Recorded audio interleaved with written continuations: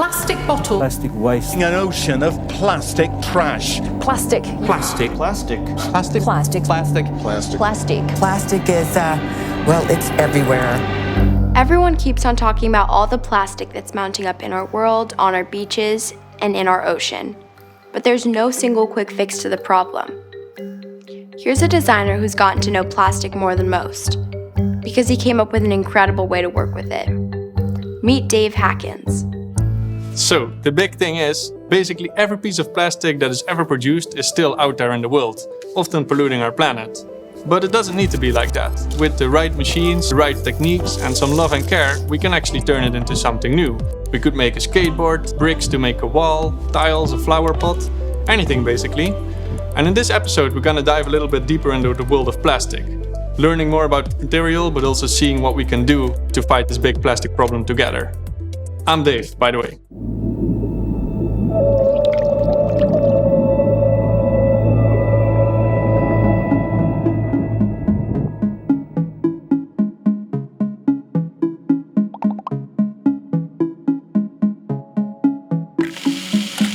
So there's a lot you need to know about plastic, so let's get started. First, a short history of plastic.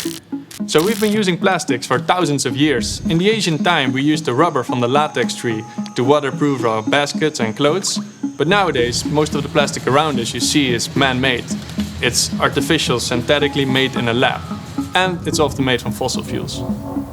So man-made plastic as we know it started back in 1869 in Victoria in England when they made a billiard ball. And during the Second World War we started using it for parachutes and cockpits. And in the 1950s we really started using it a lot because it became really cheap and we produced many things around us.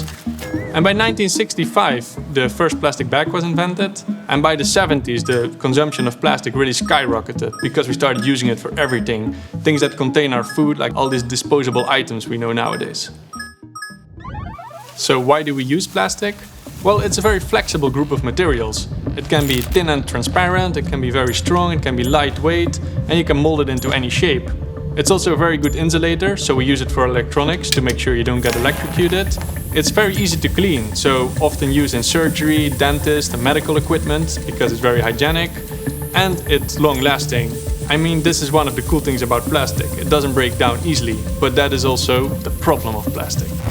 The big issue is that plastic lasts hundreds of years. So imagine all the plastic you use on one day and multiply that by all the people living on the planet. It really becomes one big unsustainable mess. All the plastic we ever produce weighs the same amount as around 1 billion elephants.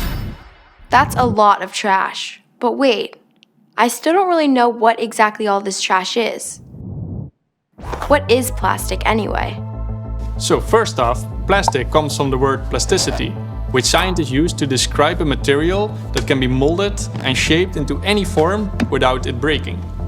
There are two main categories of plastic. The first is thermosetting plastics. Thermosetting plastics can only be set into shape once, and they're heat resistant.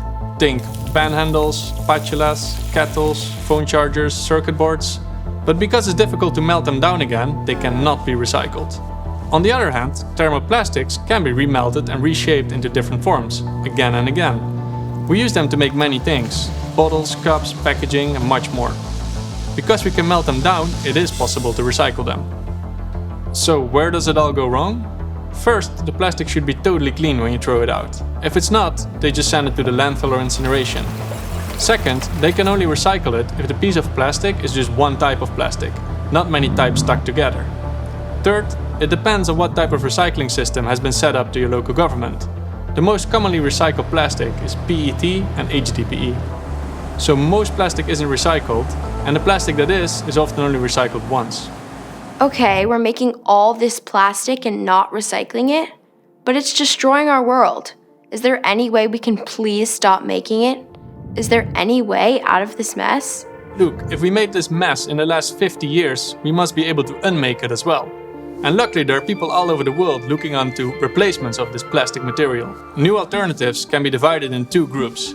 First you have bioplastics. These plastics are made from renewable resources, like corn, cassava, or even food waste. However, these plastics are still made in the same conventional processes as normal plastic, so they still have this chemical processing behind it, And in order to break down this plastic, you still need a very industrial plant. And often this actually messes up this recycling system as well, because people throw it in the recycling bin, but it shouldn't be in that bin. But then there's my personal favorite, fully biodegradable plastics. And these plastics actually dissolve in nature in normal settings. It's like this plastic sachet made from seaweed. And there are many more clever ideas. This material revolution is really coming, but more about that in the next episode. But for now, we also really need to take care of the plastic we already produced, make sure it doesn't end up in our natural environment. So we need to fix that problem. Now, I like looking at things in a new way and trying to solve these problems. So when I heard that so little plastic got recycled, I started making machines that can chop it up into small pieces, melt it into something new. Recycling the plastic, basically. And the project is called Precious Plastic, because we really see plastic as this valuable resource, a material we shouldn't just throw out for waste. And we share all the blueprints open source online for free, so everyone in the world can just download it, build the machines and start their own little recycling shop. Taking action and making a positive change starts with you. Wherever you live, wherever you are, go out there and start to recycle the plastic, or reduce the amount of waste you use, or try to educate others. But it comes down to you taking action. So go out there and do it. Oh wait, before I go, I just wanted to make sure that you never burn your plastic. It might seem like a quick, good fix to get rid of your waste, but it's not. It actually leaves a lot of chemicals in the air which can cause cancer. So don't burn your plastic. Alright, thanks for watching. Bye.